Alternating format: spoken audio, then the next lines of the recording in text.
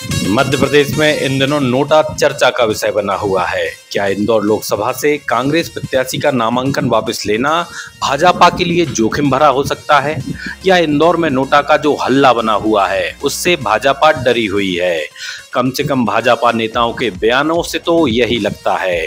Indore Lok Sabha seat पर कांग्रेस के प्रत्याशी अक्षय बम के नामांकन वापस लेने के बाद भी चुनावी रंग उतरा नहीं है, बल्कि कांग्रेस द्वारा नोटा के समर्थन में की जा रही लगातार अपील के बाद यह दिलचस्प हो गया है। भाजपा की वरिष्ठ नेत्री और पूर्व लोकसभा अध्यक्ष सुमित्रा महाजन ने भी इंदौर में हुए घटनाक्रम को गैर जरूरी बताया था।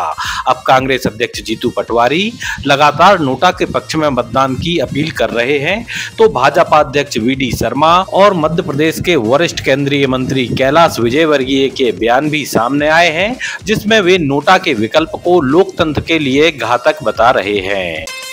लोकसभा चुनाव 2024 के बीच में ही बसपा सुप्रीमो मायावती ने बहुजन समाज पार्टी के कोऑर्डिनेटर और अपने भतीजे आकाश आनंद को कोऑर्डिनेटर पद के दायित्व से मुक्त कर देने का एक चौंकाने वाला निर्णय लिया है।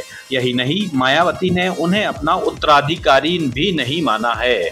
मायावती ने सोशल मीडिया पर जानकारी देते हुए कहा कि आकाश आनंद को परिपक्वता आने तक इन दोनों अहम जिम्मेवारियों से मुक्त किया जाता है। जानकारों का मानना है कि ऐसा करने के पीछे हाल ही के दिनों में आकाश आनंद के भाजपा सरकार पर दिए गए आक्रामक भाषण हैं, जिसमें उन्होंने उत्तर प्रदेश की योगी सरकार और केंद्र की मोदी सरकार को कटघरे में खड़ा किया था। और हाल फिलहाल मायावती भाजपा से अपने रिश्ते नहीं बिगाड़ना चाहती। एक वजह आकाश आनंद के उस बयान को भी बताया जाता है, जिसमें उन्होंने कहा था कि चुनाव के बाद बहुजन समाज पार्टी किसी के भी साथ। नमस्कार मोदी जी, थोड़ा सा घबरा गए क्या? इन्होंने अंबानी अडानी को गाली देना बंद कर दिया।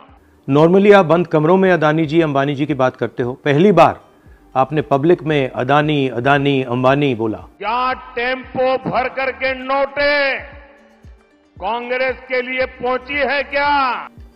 और आपको यह भी मालूम कि ये टेम्पो में पैसा देते हैं? क्या ये आपका पर्सनल एक्सपीरियंस है क्या?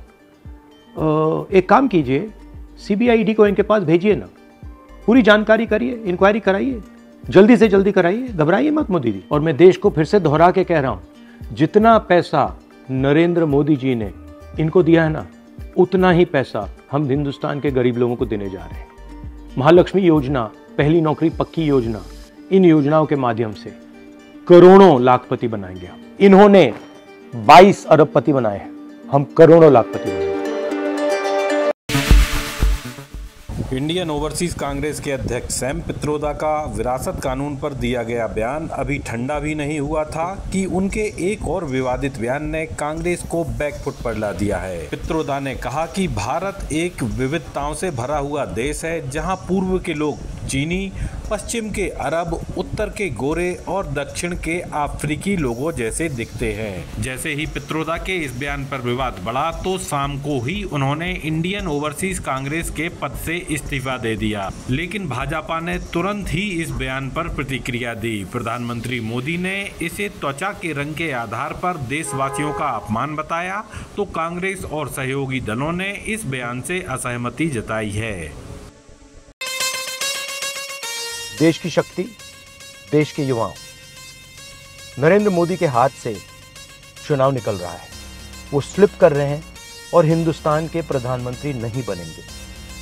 उन्होंने डिसीजन ले लिया है कि अगले 4-5 दिन में आपके ध्यान को भटकाना है, कुछ ना कुछ ड्रामा करना है। आपके ध्यान को भटकना नहीं चाहिए। बेरोजगारी सबसे बड़ा मुद्दा है। नरेंद्र मोदी जी ने आपको कहा था कि 2 करोड़ युवाओं को रोजगार देंगे, झूठ बोला, नोटबंदी की, गलत जीएसटी लागू की और सारा का सारा काम अदानी जैसे लोगों के लिए किया है। हम भर्ती भरोसा स्कीम ला रहे हैं। 4 जून को इंडिया गठबंधन की सरकार आ रही है। 15 अगस्त तक भर्ती भरोसा स्कीम में 30 लाख युवाओं को रोजगार देने का काम शुरू हो जाएगा। जय हिंद, नमस्कार।